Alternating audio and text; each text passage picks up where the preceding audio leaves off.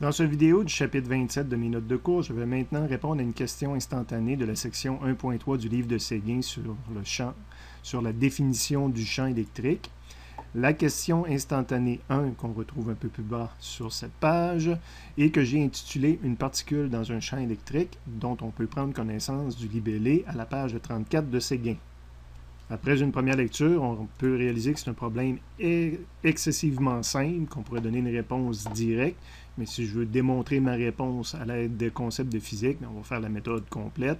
Donc on me demandait quelle était la force électrique exercée sur une charge de moins 2 coulombs dans un champ électrique de 10 newtons par coulomb orienté vers la gauche. Donc, je représente cette situation-là. J'ai une charge négative que j'ai dessinée ici, que j'ai identifiée. Donc, j'ai un paramètre de régler. Dans un champ électrique orienté vers la gauche, donc j'ai dessiné un vecteur E vers la gauche comme ça, deuxième variable. Et je cherche la force électrique. Et là, il faut, compte tenu que c'est une charge négative avec un champ électrique par là, comprendre que je dois dessiner ma force électrique vers l'arrière. C'est l'aspect vectoriel de l'équation qui me permet de conclure cela. Si j'ai de la misère à tirer cette conclusion-là, je vous amène sur le résumé. L'aspect vectoriel est montré là, dans l'équation ici.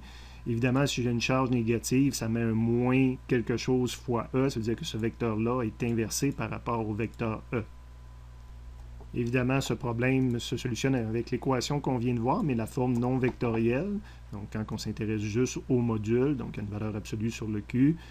La force électrique, c'est ce que je cherche. La charge, c'était une moins 2 multipliée par le 10 newton par coulomb. Les unités étaient cohérentes. Évidemment, quand je dis que c'est un problème simple, c'est tout simplement la réponse, c'est 20 newtons. Remarque, le problème demeure tout aussi bon parce que ça, c'est deux grandeurs physiques différentes. Les vecteurs auraient pu avoir la même grandeur, ça ne change absolument rien. Il aurait pu être plus grand de ce côté-là que de ce côté-là. Ça ne change rien. Ces deux vecteurs-là représentent des grandeurs physiques différentes. Si je compare deux forces, si j'ai une force qui est plus grande que l'autre, le vecteur doit absolument être plus grand que l'autre. Mais ici, je compare des grandeurs qui sont différentes, donc qui ont leur propre échelle de représentation sur un vecteur. Donc, la grandeur relative de ces deux choses-là n'a pas d'importance.